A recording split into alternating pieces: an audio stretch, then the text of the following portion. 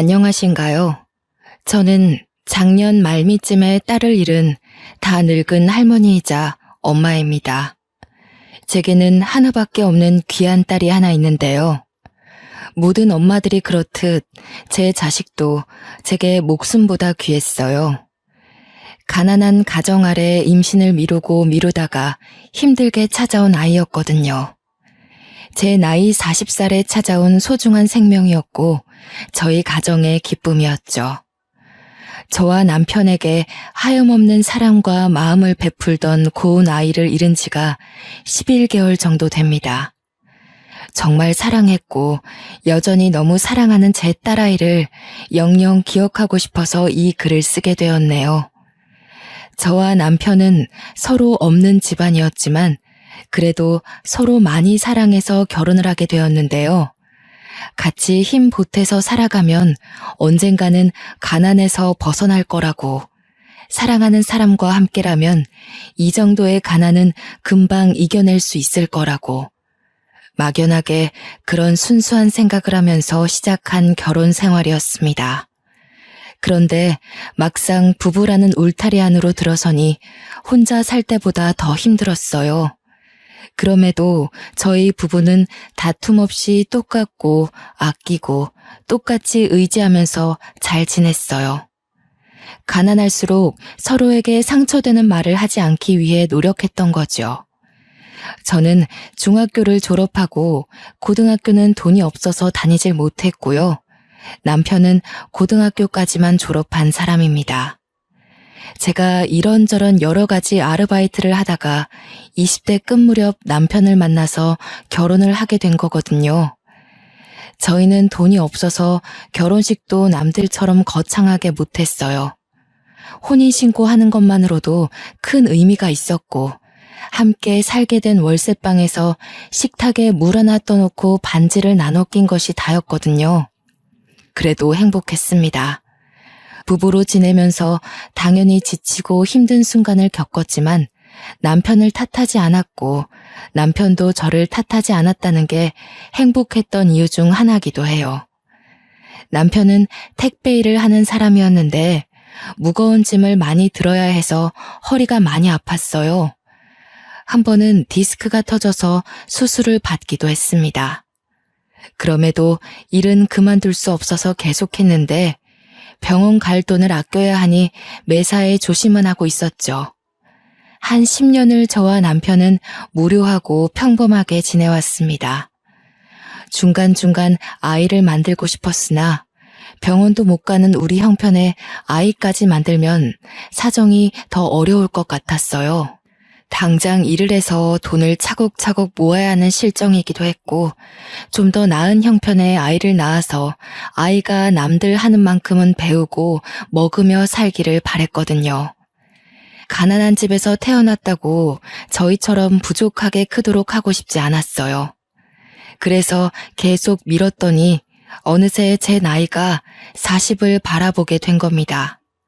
그때까지도 저와 남편은 가난한 형편을 벗어나지 못했습니다. 우선 매달 나가는 월세가 큰 발목을 잡았어요. 다른 걸 아끼더라도 애 하나 키우는 데는 한참 모자란 사정이었죠. 그럼에도 제가 나이를 너무 먹어버렸으니 혹시 몸이 안 좋아 아이가 생기지 않는 상황이 되어버린다면 정말 속상할 것 같았습니다. 저와 남편은 아이와 함께 지낼 환경을 위해서 돈을 벌기도 했거든요. 그렇게 죽을 만큼 돈을 모은 것 같은데도 서울에 집 하나 사기가 이렇게 어렵네요. 아이 없이 이대로 둘이서 살 수밖에 없는 건가 마냥 걱정하고 있는 제게 남편이 어느 날 그런 말을 했습니다.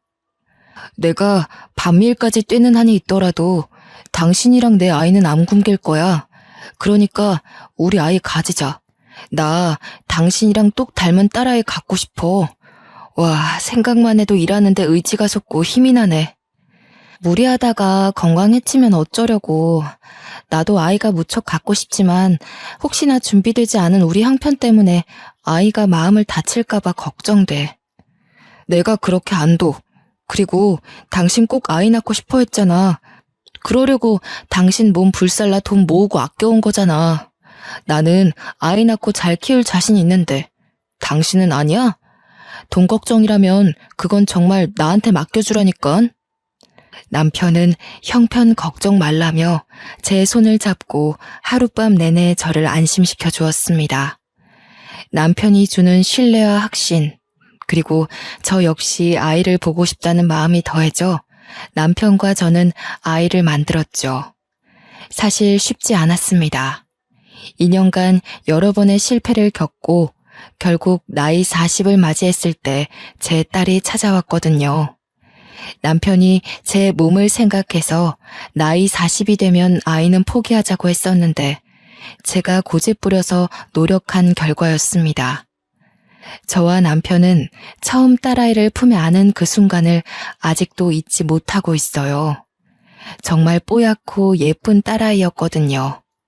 간호사들도 우리 딸 예쁘다고 막 칭찬을 하는데 그 순간이 제 인생에서 가장 행복한 순간입니다.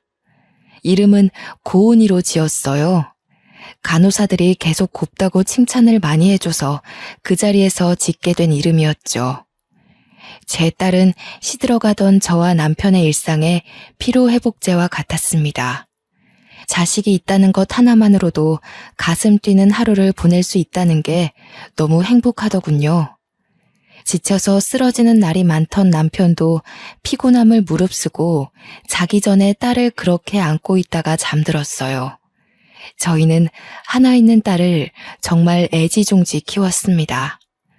제 딸은 아기 때부터 성향이 얌전하고 차분한 아이였는데요. 어떻게 그리 말썽 한번 안 피우고 자랄 수 있는 건지. 어쩔 땐 저와 남편은 혹시 아이에게 문제가 있는 건 아닌가 고민도 했었다니까요. 특히 딸은 학교 생활을 굉장히 착실하게 잘 임했어요. 다른 집 자식들은 사춘기면 부모랑 말도 잘 안 섞는다는데 우리 딸은 집에만 오면 조잘조잘 있었던 얘기를 잘 떠들었어요. 친구들과 놀았던 이야기, 수업 시간 어려웠던 과목, 선생님 말씀 등등 끊임없이 이야기 보따리가 새어나왔죠.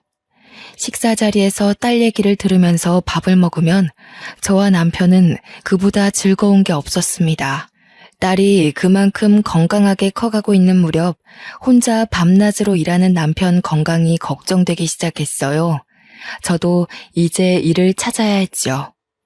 딸 초등학교만 졸업하면 일을 구하려고 했는데 남편이 중학교까지는 아직 한참 어린 아이라며 고등학생 되면 생각하라길래 더 미루고 있었거든요. 그런데 그렇잖아도 안 좋은 남편 허리가 갈수록 망가지는 게 보여서 더는 안 되겠더라고요. 아니나 다를까 남편은 몇 달 후 명예퇴직을 당했어요. 미안해 여보. 일할 수 있을 때까지 했어야 하는 건데. 그래도 걱정 마. 내가 얼른 다른 일 찾아볼게. 당신이랑 내 딸 굶기는 일 없게 한다고 했잖아. 미안할 게 뭐 있어. 너무 고생했어. 당신은 우리 가족을 위해서 해줄 수 있는 만큼 다 해줬어. 그러니까 더 이상 혼자서는 책임 느끼지 마. 나 당신이랑 함께 살아가려고 결혼한 거지 당신한테 내 인생 맡기기만 하려고 결혼한 거 아니야. 남편과 저는 한날 밤 딸아이가 듣지 않을 정도로 대화를 나누며 한참 서로를 위로해 주었습니다. 그리고 다음 날부터 함께 머리 맞대고 경제 생활에 대해 고민하기 시작했죠. 저는 아르바이트 경력은 많지만 이걸로 직장을 구할 수 있는 스펙은 안 되고 또 나이가 40인지라 어디 써줄 데도 없을 거 아닙니까? 남편도 나이가 있어서 어디 신입으로 들어가기도 애매하고요. 또 일을 찾기에는 아직 딸이 학생이기 때문에 오랫동안 벌이를 손 놓고 있을 수 없는 지경이었어요. 상황이 급했다는 거지요. 저희 수중에는 남편이 명예퇴직금으로 받은 돈과 적금이 전부였는데요. 여러 번 고민하다가 결국 마음먹은 일이 바로 작은 국수집을 차리는 거였습니다. 식당을 하나 차리고 싶은데 마땅히 내세울 요리 실력이 아니라 고민하던 차에 국수가 떠올랐어요. 딸이 국수를 참 좋아하는데 그 때문에 제가 평소 국수하는 데는 도가 텄거든요. 딸도 저희가 식당을 할 거라고 하니까 국수집을 적극 추천하기도 했고, 이웃집 아줌마가 저희 집에 놀러 왔다가 제가 만든 국수를 먹고는 장사 한번 해보라고 칭찬해 준 적도 있었어요. 물론 그 칭찬은 그저 기분 좋은 농담으로 넘겼지만요. 그래서 국수집을 차리게 되었는데 뭐 특별할 것 없는 그저 흔한 주부 손길이라 도심 가격보다는 싸게 팔았습니다. 제 딸이 굉장히 좋아했어요. 이제 국수 원 없이 먹을 수 있다면서요. 얼마나 사랑스럽던지. 저희 집 국수가 저렴해서 그런가 돈 없는 학생들이나 어르신들이 좀 많이 찾아왔는데요. 행색 보니까 다들 하나같이 저처럼 어렵고 힘들게 사는 처지처럼 보였습니다. 그래서 국수양을 듬뿍 주기도 했거든요. 그런데 그게 소문이 났는지 덕분에 손님이 빠르게 늘더라고요. 제 남편은 배달을 했어요. 우리는 업체를 쓰는 게 아니기에 정말 엎어지면 코다할 가까운 곳만 배달을 갔는데도 수익이 괜찮았습니다. 그렇게 무탈하게 장사를 진작 국수집을 차릴 걸 그랬나 싶더라고요. 엄마, 휴대폰 좀 바꾸라고 했지? 이거 나 초등학생 때부터 썼던 거 같은데? 요즘 영상통화 되는 거 많잖아. 아빠랑 둘이 그걸로 바꿔. 아이고 됐어. 그 비싼 걸 뭐하러. 지금 그 전화도 튼튼하고 잘만 되는구만. 전화가 연락만 될 수 있으면 되는 거지. 내가 학교 가서도 엄마 아빠 보고 싶을 때가 있으니까 그렇지. 영상통화 되면 얼굴 보면서 얘기할 수 있고 좋잖아. 나 이제 곧 직장인이잖아. 첫 월급 받으면 내가 휴대폰 하나씩 사줄까? 제일 좋고 화면 크고 비싼 걸로. 또 봐라.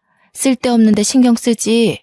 됐네요. 그 돈으로 너 하고 싶은 거 하고 사고 싶은 거 사면서 써. 우리 딸내미 코 묻은 돈을 어떻게 받니? 대학을 졸업한 딸은 식품회사의 개발 직원으로 입사했습니다. 전공도 그쪽으로 가더니 학점까지 좋아서 교수님 추천서를 받고 들어갔다네요. 그러면서 하는 말이 참 귀여웠는데요. 나는 엄마 국수가 세상에서 제일 맛있어서 모든 사람들이 엄마 국수 다 알았으면 좋겠어. 내 꿈이 뭔 줄 알아? 돈 모아서 엄마 아빠한테 큰 사업체 하나 차려주는 거. 바라지도 않았는데 원하는 꿈이 저희를 위한 선물이라는 딸의 말이 기특하고 자랑스러웠어요. 다 큰 어른이 되었는데도 국수를 먹기만 하면 꼭 옷에 한 가닥씩 흘리는 이 칠칠 맞은 아기가 언제 이렇게 커서 똑 부러지는 소리를 하나 싶더라고요. 건강하고 예쁘게 자라줘서 너무 고마웠지만 딸이 커간다는 건 저와 떨어져 지낼 날도 얼마 남지 않았다는 거잖아요. 당연히 좋은 사람 만나 시집을 갈 것이고 이러한 과정은 인간에게 있어 자연스러운 일인 거 아는데 참 상상만 해도 서운하더라고요. 딸이 행복하길 바라지만 헤어짐이 조금 늦게 오길 바랬어요. 그런데 그렇게 한없이 아기처럼 보이던 딸이 어느 날 같은 회사 직원이라며 결혼할 남자를 소개했는데요. 막상 걱정했던 일이 코앞에 닥치니 딸 낳고 상심을 해본 적 없던 제가 딸 몰래 며칠 동안 소가리를 했습니다. 그래도 딸 앞에서는 티내지 않았죠. 딸의 행복을 위한 길이니 축하해주고 싶었으니까요. 그런데 무슨 생각으로 그런 결정을 내렸는지 모르겠다만 딸과 사위 될 사람이 결혼을 한 뒤 아이를 가지게 되면 사위가 일을 그만두고 육아에 전념한다고 하는 겁니다. 사위가 평소 그걸 희망했고 영 집안일과 맞지 않다던 딸이 돈을 벌기로 했다네요. 솔직히 제 선에선 이해하기 어려운 가치관이었어요. 요즘 애들과 저 때의 생각이 차이날 수밖에 없다는 걸 이해하려 해도 걱정되는 건 어쩔 수 없었죠. 그래도 어쩌겠습니까? 둘이서 너무 확고한 마음을 가지고 있고 믿어달라고 씩씩하게 말을 하니 이 결혼을 허락할 수밖에요. 딸은 결혼하고 한 달 만에 임신을 했어요. 배가 남산만해진 딸이 출산할 때 전화해서 남편이랑 급하게 산부인과로 갔던 기억이 납니다. 엄마, 나이 40에 나 낳는다고 진짜 고생했겠다. 나는 지금도 버티기가 너무 힘든데 우리 엄마 얼마나 아팠을까? 그래도 내 아이 보면 그 고통 싹 사라질 만큼 기쁘겠지? 당연하고 말고 엄마가 너 낳고 얼마나 행복했는데 지금 잠깐 아픈 거 참으면 너무 사랑스러운 아이가 네 품에 안길 거야. 많이 아프면 소리 질러도 돼. 엄마가 옆에 있을게. 엄마, 나 진짜 이번에 느꼈어. 나는 세상 엄마들 다 존경해. 그중에서 엄마를 제일 존경해요. 태어나게 해줘서 진짜 고마워. 나 평생 엄마 아빠한테 효도할 거야. 딸 출산 때 분만실로 한 사람만 들어올 수 있게 해주었는데요. 딸이 사위를 두고 엄마랑 같이 있고 싶다고 해서 제가 들어갔어요. 제 눈에는 여전히 품 안의 아기인 딸이 자기 아이를 낳느라 힘들어하는데 그게 그렇게 가슴이 찢기는 기분이더라고요. 아이가 생각보다 잘 나오지 못하고 애를 조금 먹었거든요. 그 순간만큼은 태어날 손녀보다 제 딸 생각뿐이어서 그저 손녀가 원망스럽기도 했네요. 그래도 태어난 손녀가 너무 예쁘더라고요. 제 딸이 태어났을 때랑 얼마나 똑 닮았는지 굉장히 뽀얀 아기였어요. 제 딸을 낳았을 때와는 또 다른 행복감이 밀려오더군요. 그 손녀를 제가 가장 먼저 안아보았어요. 딸은 육아휴직으로 1년을 집에서 쉬다가 손녀가 2살이 되었을 때 결혼 전 약속했던 것처럼 사위랑 역할을 바꾸었어요. 그때부터 사위가 살림을 했고 딸이 직장에 나가서 돈을 벌어왔죠. 딸도 사위도 괜찮아 했고 이런 역할 분배가 적성에 맞다는데 저는 왜 이렇게 걱정이 되는지 저도 참 주책이더라고요. 사위가 알아서 잘하겠다만 그래도 투박한 남자 손길에 맡겨진 손녀가 염려되어서 사위에게 몇 달간 전화만 했었네요. 혹시 모르는 거 있으면 나한테 전화하고 괜히 사부인한테 전화했다가 잔소리 들을라. 너희가 잘하고 있다고 해도 어른들은 걱정될 수밖에 없거든. 또 귀한 아들 고생시킨다고 사부인이 우리 고은이 미워하면 어쩌니? 아닙니다. 장모님, 저희 어머니께서 고은이 엄청 좋아하세요. 여자가 야무지고 강단 있다고 고은이 때문에 저희 집이 잘 돌아간다고 했는걸요. 저보고 매일 고은이한테 엎드려 절하래요. 사위 인상이 참 좋다고 생각은 했었는데 시간 지나고 보니 인품도 참 훌륭하더라고요. 사돈댁 아량이 워낙 넓어서 사위까지도 올곧게 자랐나 보다 그런 생각이 들었죠. 또 사위는 반찬까지 훌륭하게 만들어낼 정도로 완벽하게 집안일을 하고 있었는데요. 한번 딸의 집에 놀러 갔다가 사위가 만든 음식을 대접받고서 아주 깜짝 놀랐답니다. 이게 정말 강서방이 다 준비했다는 말이니? 내가 살면서 보도 못한 음식들이 한상이네. 이게 무슨 일이라니? 사부인 솜씨가 좋아서 배운 건가? 가정집에서 이런 요리를 먹게 될 줄은 몰랐네. 엄마, 말도 마. 이 사람이 고등학생 때부터 요리를 해서 시부모님 밥상을 차려주고 그랬대. 대박이지 않아? 집안일을 얼마나 잘하는지 전생에 현모양처 아니었나 모르겠어. 맞아요. 나는 할머니 국수 다음으로 아빠 음식이 제일 맛있어. 아빠, 오늘 저녁은 뭐 차려줄 거야? 나 파스타 먹고 싶은데. 딸 말대로 사위는 그야말로 집안 살림살이를 완벽하게 해내고 있더라고요. 그렇다고 육아일을 소홀히 하는 것도 아니었습니다. 초등학생 아이가 먹을 음식까지 따로 해내는 유능함까지 보였어요. 저와 남편이 사위의 살림 실력에 얼마나 놀랐는지 한참 웃었답니다. 어쩌면 저보다 더 꼼꼼하고 자부할 수 있었어요. 우리 사위가 이런 사람이다 하고 동네방네 자랑하고 싶기도 했고요. 그동안 제가 걱정했던 게 민망하고 미안할 정도였다는 거죠. 저는 그 후로 사위에 대한 근심을 완전 끊어버렸습니다. 세월이 참 빠른 게 서로 정신없이 살고 각자의 생활에 적응하다 보니 어느새 딸이 낳은 손녀가 벌써 중학생이 된 겁니다. 그때까지도 딸 부부는 문제없이 참 행복하고 단란하게 잘 살았어요. 외조, 내조 각자 임무에 충실하다 보니 잘 살 수밖에 없었겠죠. 딸 사정이 경제적으로 많이 안정된 터라 저는 딸에게 은근슬쩍 둘째 손주를 묻기도 했는데요. 보영이가 나중에 크면 혼자 쓸쓸하지 않겠어? 동생 하나 만들어주지 그래. 아직 둘째 생각은 없는 거야? 나이 들면 갖고 싶어도 몸이 안 따라줘. 나는 보영이 하나로 만족해. 나도 외동이잖아. 그래서 엄마 아빠한테 그만큼의 사랑을 받을 수 있었다고 보거든. 내가 받은 사랑의 크기를 보영이도 느끼게 해주고 싶어. 난 엄마 아빠가 나만 봐줘서 너무 행복했거든. 딸은 나이가 들어도 부모 눈엔 한참 아기라는 걸 이럴 때 또 느꼈네요.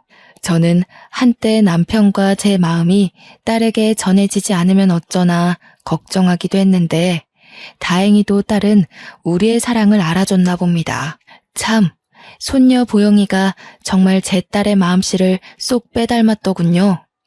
중학생이라 한참 사춘기일 텐데도 일주일에 한 번씩이나 이 낡은 국수집에 와서 얼굴을 비춰줬습니다. 엄마가 할머니 국수 엄청 자랑하더라고요. 근데 자랑할 만했다. 너무 맛있어요. 저 다음 주에 친구 데려와도 돼요? 제가 친구들한테 우리 할머니 국수 엄청 맛있다고 하니까 친구들도 먹고 싶대요. 어머, 정말? 친구들 많이 데리고 와. 할머니가 국수 공짜로 해줄게. 우리 손녀 친구들은 얼마나 착하고 예쁜지 보고 싶네. 학교 생활 어떻게 하는지도 좀 들어보고. 손녀를 보면 꼭 예전에 밥도 안 먹고 국수만 먹으려고 하던 제 딸을 보는 것 같아서 기분이 좋았어요. 까르르 거리는 손녀의 웃음 덕분에 바쁜 장사에도 얼마나 힘이 솟는지 모릅니다. 가난으로 허덕이며 그저 행복만을 쫓아 살던 저와 남편은 딸 고은이를 낳고부터 이렇게 정말 소중한 나날들만 이어지고 있었어요.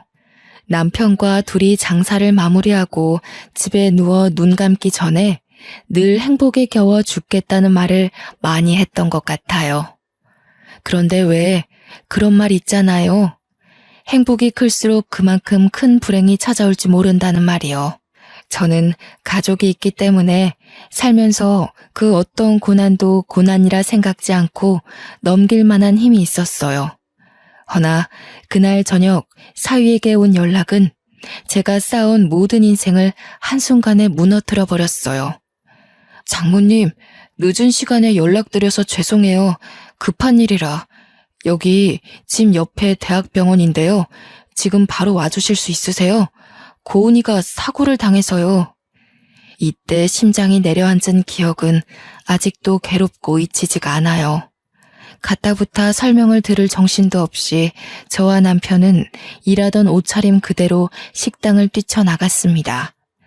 마감 중이던 식당을 문도 못 잠그고 정신없이 나왔죠. 급하게 택시를 타고 사위를 찾아서 만났건만 딸 얼굴을 바로 확인할 수가 없었습니다. 사위 말로는 딸이 현재 수술실에 있는 상황이라고 했어요. 강서방, 이게 어떻게 된 일인가? 무슨 일인 거야? 내 딸 괜찮은 거지? 아무 일 없는 거지? 수술하면 괜찮은 거라고 그랬어? 큰일은 아닌 거지? 자네는 우리 딸 만났어? 어떻든 그냥 가벼운 수술하러 들어간 거잖아. 그렇지? 죄송합니다. 고은이가 장모님 장인어른께 드릴 게 있다고 내려가는 길에 교통사고가 났어요. 혼자 다녀오겠다고 가길래 이렇게 될 줄은 몰랐는데 그렇게 혼자 보내는 게 아니었는데 이미 병원에 올 때부터 뇌사 상태여서 경과가 좋지 않을 거라고 해요. 어떡해요, 장모님? 장인어른, 고은이 어떡하면 좋아요? 사위가 제 딸의 마지막을 예감한 사람처럼 울면서 얘기를 하는데 저는 다리에 힘이 풀려 그대로 주저앉아 버렸습니다. 남편은 어쩔 줄 몰라서 가슴을 내려치며 수술실 문 앞을 방황했어요. 저 또한 바닥을 절절 기며 내 딸 고은이 이름을 부르고 통곡했죠. 저는 그래도 딸이 무사히 수술을 마치고 나와 엄마 그 한마디 해줄 거라고 마지막까지 희망을 갖고 있었어요. 그러나 기적은 일어나지 않았고 사위한테 그렇게 들은 말이 딸의 마지막 소식이 될 줄은 몰랐습니다. 심장 졸이면서 기다렸던 의사가 나오는데 저희에게 죄송하다는 사과를 전하며 고개를 숙이더라고요. 정말 꿈 같은 일이었습니다. 딸의 모습이 생생하게 제 마음에, 머리에 살아있는데 다시는 볼 수 없다니요. 다시는 눈을 뜨지 않는다니요. 전혀 실감나지 않았어요. 믿을 수가 없었어요. 그때 뒤에 나온 간호사 한 분이 딸 사고 현장에서 발견된 거라며 제게 물건 하나를 건네줬는데요. 포장 박스가 사고 현장에서 바닥을 굴렀는지 엉망이더라고요. 다 허물어진 그 박스를 열었더니 휴대폰 2짝이 있는 거 아니겠습니까? 어제까지만 해도 제 딸이 그 예쁜 얼굴로 영상통화를 하면서 제 폰이 오래돼 영상이 계속 끊긴다고 새 폰 사주겠다는 걸 말리느라 투닥거렸거든요. 그게 딸과 가장 최근에 한 통화였어요. 자꾸 이상한데 돈 쓰지 말라고 조금 혼을 내기도 했네요. 그 자리에서 최신 폰을 받자마자 정말 졸도할 뻔했습니다. 눈물이 앞을 가리는데 숨쉬기가 힘들더라고요. 그리고는 나중에 딸이 천에 가려진 채로 실려 나왔고 그 자리에서 한참이나 딸을 쥐고 대성통곡을 했어요. 천을 걷어내 곤히 자고 있는 딸을 보듬어 안으며 손을 주무르며 그렇게 몇 분 동안 딸 이름을 부르며 울부짖었습니다. 나중에 들은 말인데 딸이 졸음운전하는 차에 부딪힐 뻔한 어르신을 구하려다가 변을 당했다고 하는 겁니다. 그 어르신이 저와 비슷한 또래였다고 해요. 제 딸이 이승을 떠난 게 모두 다 제 탓 같아서 너무 괴로워 미치는 줄 알았습니다. 우리 딸이 왜 차라리 나를 데려가지? 나를 잡아가지. 왜 우리 딸이에요? 내 딸이 얼마나 착하게 살았는데. 고은아, 엄마한테 얼른 와. 엄마가 목숨 내놓을게. 제발 엄마한테 와, 고은아. 보영이는 어쩌고 그렇게 가버리니? 왜 이렇게 엄마 옆에 짧게 있다가 가버려? 저는 빈소에 마련된 딸 사진 앞에서 한참을 엎드려 하늘을 원망했습니다. 할머니, 저 엄마가 너무 보고 싶어요. 엄마가 내일 맛있는 거 사준다고 학교 야자 빼라고 했었는데 이제 엄마 못 보는 거예요? 다시는 엄마를 볼 수 없다는 게 너무 무서워요, 할머니. 아이고, 가여운 내 손녀. 보영아, 어떡하면 좋니? 이렇게 어린 것들 두고 어떻게 엄마가 갈 수 있다니? 할머니가 미안하다. 네 엄마 지켜주지 못해서 미안해. 어린 나이에 엄마를 잃은 손녀를 부둥켜 안고서 딸 이름을 얼마나 불렀는지 몰라요. 그렇게 3일을 눈물로 보내고 마지막으로 납골당 안치까지 정리했는데 도무지 그 앞에서 발걸음이 안 떨어지는 겁니다. 그 당시 저는 아직 우리 딸과 안녕할 준비가 안 되었고 하룻밤 지나면 이 모든 게 꿈일 것만 같았습니다. 딸한테 전화와서 또 휴대폰으로 잔소리 들을 것만 같은데 바로 내일 다시 볼 수 있을 것만 같은데 인사를 해야 한다뇨. 아직 내 품에 안았던 그 어린 아기의 온기를 여전히 기억하고 있는데 보내주라니요. 저는 납골당 앞에서 정신을 잃을 정도로 또 눈물을 흘렸고 사위가 저를 부축해줘서 겨우 납골당을 벗어날 수 있었습니다. 사위는 저와 남편을 국수집 앞까지 차로 태워다 줬어요. 그때서야 국수집 문을 안 닫고 나섰다는 걸 알았죠. 이 때문에 얼마나 정신없었는지 또 한 번 실감났네요. 다행히도 식당은 별다른 변을 당한 게 없어 보였습니다. 손님들이 카운터 앞에 놓인 수첩에다가 몇 자의 걱정하는 메모를 적은 것만 있었어요. 사위와 남편이 가게를 정리하는 동안 저는 테이블 앞에 주저앉아 딸이 준 휴대폰만 쥐며 또 한참을 울었는데요. 앞으로 살아갈 날이 너무 무섭더라고요. 과연 내가 내 딸 없는 세상에서 살아갈 수 있을까? 고은이 없이 웃을 수 있을까? 내 딸의 따뜻한 품, 다정한 눈빛, 함께한 세월을 가슴속에 묻을 수 있을까? 너무 자신이 없어서 한없이 무너져만 갔죠. 일어서고 싶은 마음도 없었어요. 그래서 그 뒤로 가게 문 앞에 사정을 설명하고 당분간 일을 나가지 않았습니다. 이 식당을 차리게 해주고 마음먹게 힘을 준 딸이 이 세상에 없는데 제가 일할 의지가 어디 있겠습니까? 아무것도 할 의욕이 없어서 집에서만 그렇게 시름시름 앓는 걸 어느 날 사위가 집으로 오라고 연락이 왔더라고요. 딸의 짐을 정리하기도 해야 해서 저와 남편은 마음을 추스르다 말고 딸 집에 올라가게 되었습니다. 제 딸의 물건을 정리하면서 하나둘 실감을 해나갔고 딸을 잊지 않기 위해 딸의 모든 흔적을 새기고 또 새겼어요. 장모님, 장인어른, 제가 이제 일을 나가봐야 해요. 그럼 보영이 혼자 집에 있어야 하는데 괜찮으시다면 저희 집에서 지내주실 수 있으세요? 보영이가 엄마 보고 싶어서 많이 힘들어하는데 장모님이 같이 계셔주면 위로받을 수 있을 것 같아서요. 그래, 보영이가 많이 힘들어하지? 그 어린 것이 엄마를 잃었는데 얼마나 가슴이 아플고. 나도 고은이 아빠랑 둘이 있는 것보단 보영이랑 같이 있는 게 나을 것 같네. 강서방은 신경 쓰지 말고 바깥일 봐. 그런데 나이가 차서 어디 일 구할 데가 있으려나 모르겠네. 최대한 알아봐야죠.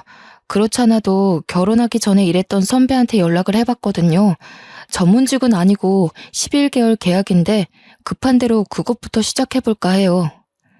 자네도 마음 추스를 시간이 필요할 텐데 강서방도 강서방대로 많이 힘들 거 아니야.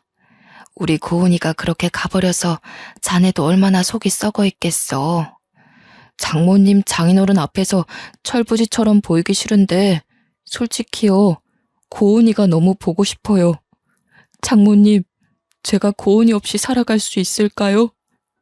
벌써 너무 힘든데 버틸 수 있을까요? 당장이라도 고은이 보고 싶은 마음에 무너질 것 같아서 정말 힘이 드네요. 자네가 참 고은이를 아껴줬는데 내 딸도 자네 마음 다 알고 있을 거야. 우리 강서방 불쌍해서 어쩌노. 이 젊은 사람 딱해서 어쩐다니. 사위는 장례식 내내 주변 상황과 장례 절차를 챙긴다고 슬퍼할 여유도 없었습니다. 또 저와 남편을 보필한다고 마음 놓고 울지도 못했겠죠. 그런 사위가 제 앞에서 어린아이처럼 서럽게 울기 시작하는데 그 모습이 너무 가여웠어요. 저는 또 한참을 사위와 부둥켜 안고 눈물을 흘렸네요. 저와 남편은 딸 집에서 한동안 사위 손녀와 같이 지냈어요. 사위는 고등학생 손녀를 키워야 하기 때문에 직장을 다니기 시작했고, 손녀도 저를 할머니 이상 엄마로 생각하며 슬픔을 극복해 나갔어요. 저희가 딸 없이 이렇게 지낸 지 7개월 정도가 지났을 때였습니다. 저는 손녀가 하교하면 먹을 국수를 끓이고 있었고, 남편이 집안 청소를 하고 있는데 누가 집에 초인종을 누르는 겁니다. 그 시간에 올 사람이 없었거든요. 사위도 손녀도 오려면 3-4시간은 더 있어야 했고요. 그리고 보통 자기 집에 오는데 초인종을 누르지는 않잖아요. 인터폰을 확인하고 문을 열었는데 웬 곱상한 아주머니 한 명과 정장 입은 남자가 서 있었어요. 누구세요? 하고 물었더니 저와 또래 같던 그 아주머니가 제 딸 이름을 말하는 겁니다. 그때 왠지 모르게 심장이 철렁 내려앉더군요. 예, 제가 고은이 엄마 되는 사람입니다. 제 딸이 김고은 맞는데 누구시죠? 집은 어떻게 하시고 찾아오신 건지. 아이고, 정말 오래 찾았습니다. 사장님께서 본래 계시던 곳이 국수가게 맞죠? 따님에 대해 드릴 말씀이 있어서 정말 방방곡곡을 뒤졌어요. 누군지 모를 그 아주머니가 우리 딸에 대해 잘 알고 있는 것 같아서 일단은 집에 들였습니다. 차 한 잔 대접해주고 남편과 함께 앉아서 대화를 나누기 시작했는데요. 저는 또다시 울음을 터뜨릴 수밖에 없었고 기절초풍할 뻔했죠. 다름 아닌 이 아주머니가 제 딸이 구해주다 희생을 하게 된 그 어르신이라는 겁니다. 아가씨랑 정말 짧은 만남이었지만 저는 소중한 인연으로 생각하고 있어요. 제가 당시 집안의 문제 때문에 가출을 했었는데 수중에 돈이 없었거든요. 근데 사장님 따님께서 20만 원의 택시비를 쥐어주더라고요. 제 딸이요? 아이고, 이런 인연이 있다뇨. 우리 아이가 마음이 좋다 보니 모른 체 하지 못했나 봅니다. 어릴 때부터 남을 위하는 마음이 큰 아이였거든요. 네, 정말로 마음씨 좋은 아가씨였죠. 그래서 제가 잊지 못하고 그 아가씨를 찾고 싶었던 거예요. 그렇게 찾던 중에 안타까운 소식을 들어버렸네요. 부디 다시 만날 수 있길 바랬는데. 아주머니 말로는 자식이 한 식품기업의 첫째 며느리인데 거기 회장이 죽기 전 집안의 재산 문제 때문에 버선발로 내쫓겼고 돈 없이 내쫓기는 바람에 이틀 동안 먹지도 못하고 굶으면서 거리를 걸어 다녔다더군요.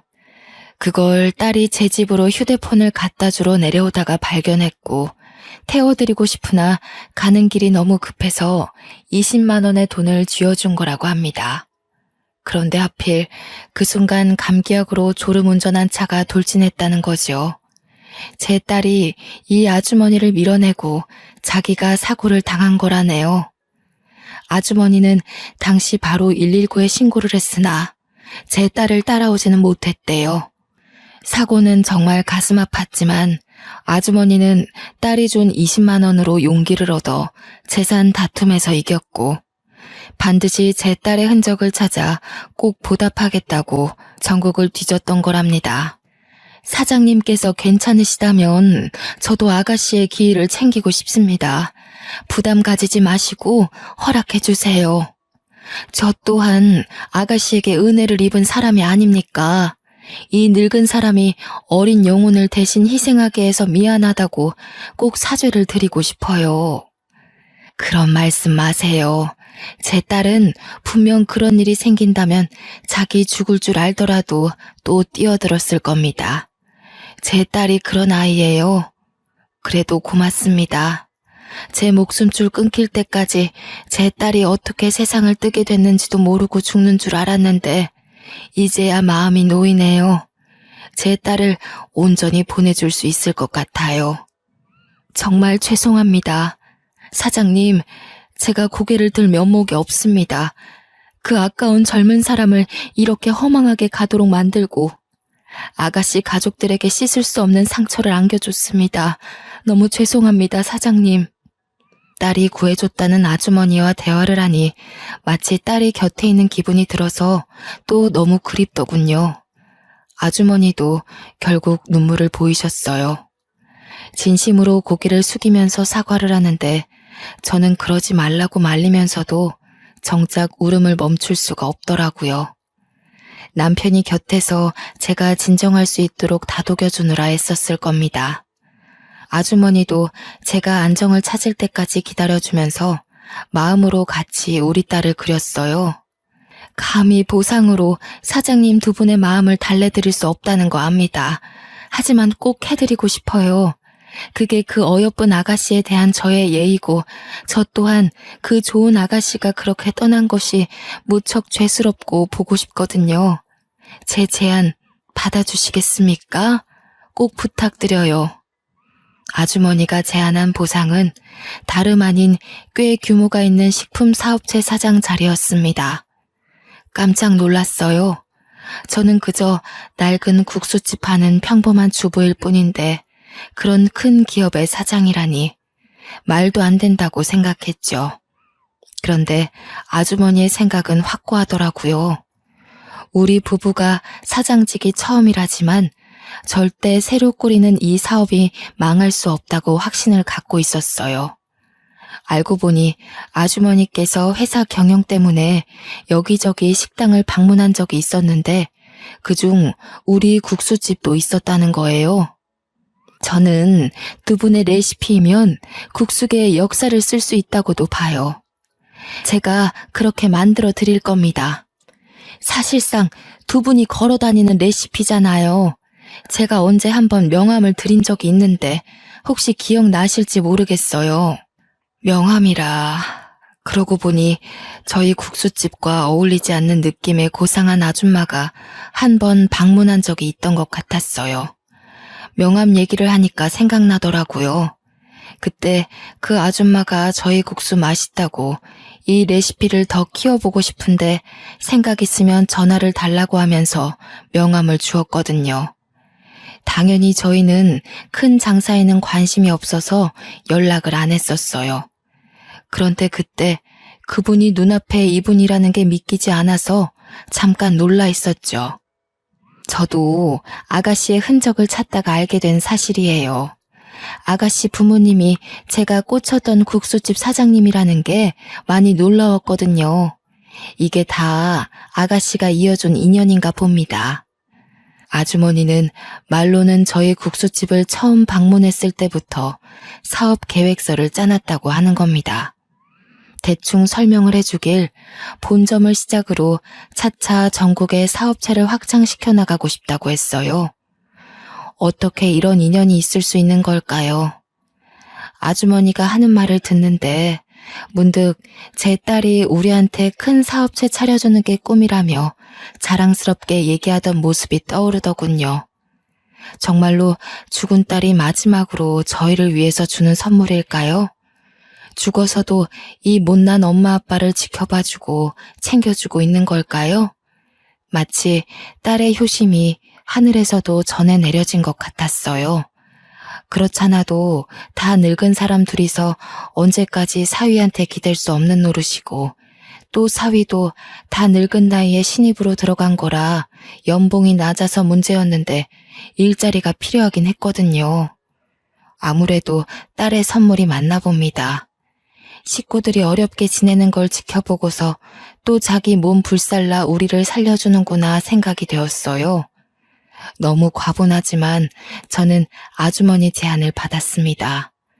남편도 저와 같은 생각을 했는지 고은이가 우리한테 마지막까지 효도를 하고 가네라며 눈물로 아주머니 제안을 감사히 받더군요. 덕분에 저희 부부도 사위랑 손녀도 경제적인 걱정은 없어졌어요. 경제가 안정이 되니까 모두 마음의 여유가 생기더라고요. 사위는 저희가 받은 식품 기업에서 부사장 자리를 맡고 있는데요.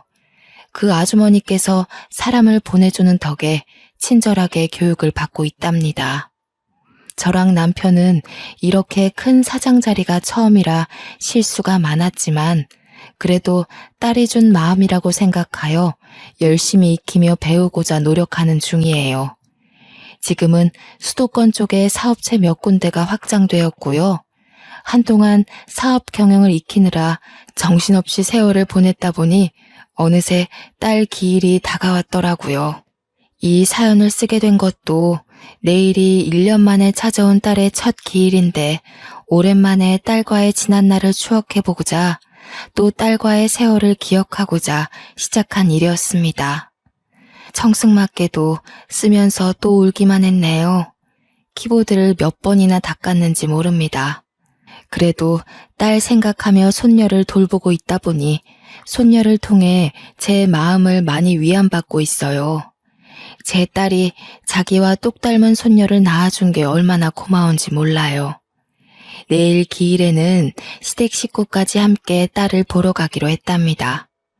저희는 손녀를 위해 아직 사위네 집에 함께 살고 있는데요. 시댁 식구들이 일찍 집에 방문한다고 해서 그만 컴퓨터를 끄고 자야 될 것 같아요. 마지막으로 하늘에 있는 딸에게 제 마음이 전해지길 바라며 몇 마디 남겨보고 싶네요. 사랑하는 내 딸 고은아, 엄마는 아직도 내 딸이랑 함께한 시간을 마음속에 고이 품고 있어. 착한 우리 딸. 위에서도 엄마 아빠 걱정으로 두 발 뻗고 못 자는 건 아닌지 몰라. 엄마랑 아빠는 네 남편이랑 사랑스러운 손녀와 같이 잘 지내고 있으니까 우리 걱정 그만하고 하늘에서만큼은 정말 네가 원하는 것만 하고 지냈으면 좋겠다. 짧은 시간이었지만 엄마 아빠의 딸로 와줘서 너무 고마웠고 평생 사랑할게. 엄마 아빠는 우리 고은이랑 함께 지낸 순간이 전부 소중하고 행복했어. 또 볼 수 있었으면 좋겠다. 다음에도 꼭 엄마 아빠 딸로 와줘야 한다. 너무 고마워. 고은이 덕분에 우리 모두 웃으면서 살았어. 보고 싶다, 우리 딸. 안아주고 싶어. 내 딸아, 내일 엄마가 식구들 데리고 찾아갈게. 예쁜 우리 딸, 오늘 잘 자고 내일 보자. 아이고, 제가 또 눈물이 나서 안 되겠네요. 제 사연은 그만 여기서 마무리하도록 하겠습니다. 모두들 평안하시길 기도하겠습니다. 감사합니다.